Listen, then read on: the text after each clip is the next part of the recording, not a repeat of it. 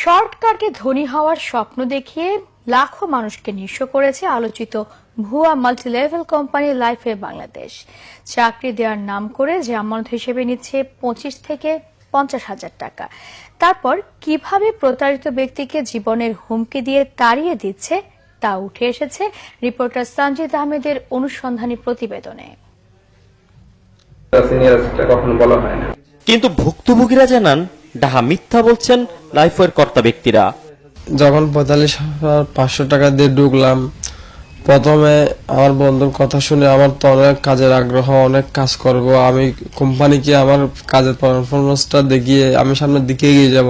কিন্তু না, তার ব্যতিক্রম। এখানে অন্যরকম মানুষকে ফাঁদে ফেলানোর কাজ। 45,500 টাকার বিনিময়ে আমি যা ফেললাম, আর 10,000 টাকার মাত্র আমাকে পণ্য দিছে। লাইফের ম্যাস ইনচার্জ কেডি রনি জেলে থাকলেও কেমন করে তিনি ফাঁদে ফেলতেন সাধারণ মানুষকে তার কয়েকটি অডিও রেকর্ড বাংলাভিশনের হাতে এসেছে। রনি ভাই, হ্যাঁ বলো। আমার এক ভাই করছে ভাই, এগুলো কিন্তু 2 নম্বরই হয় ভাই। আরে পাগল মার্কা ছেলে, এখানে তোমার ইন্টারভিউ টিকাতে আমার কত কষ্ট করা লাগছে তুমি জানো? এই উল্টো পাল্টা এগুলো কারো কথা কানে নেওয়ার কোনো দরকার নেই। তোমাকে অনেক মানুষ আছে ভাই, কনফিউজ করে দেবে, উল্টো পাল্টা তোমার মানসিকতা নষ্ট করে দেবে। আচ্ছা, তোমার থেকে আমার বাড়ি কি তো 90 কিলোমিটার দূরে? না ভাই, ওয়াইনুল কি তোমার অপরিচিত? না যদি এটা উল্টো পাল্টা হতো তাহলে ওয়াইনুল তোমার এখানে নিয়ে আসতো? তবে ফাঁদে ফেলতে পারলেই বদলে যায় লাইফের কর্তা ব্যক্তিদের কথার ধরন। লাইফওয়ে বাংলাদেশ প্রাইভেট লিমিটেড বক্তৃতা মানুষের মধ্যে মানুষ নিয়ে মার্কেটিং করা লাগবে।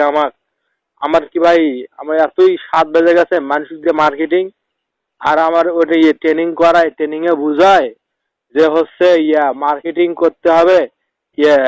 আচ্ছা ঠিক আছে, তুমি করা লাগবে না তোমার, ঠিক আছে? তুমি আপনার হচ্ছে অভিনয় করে কখনো টাকা কামাই করে সুখী হতে পারে না, ঠিক আছে?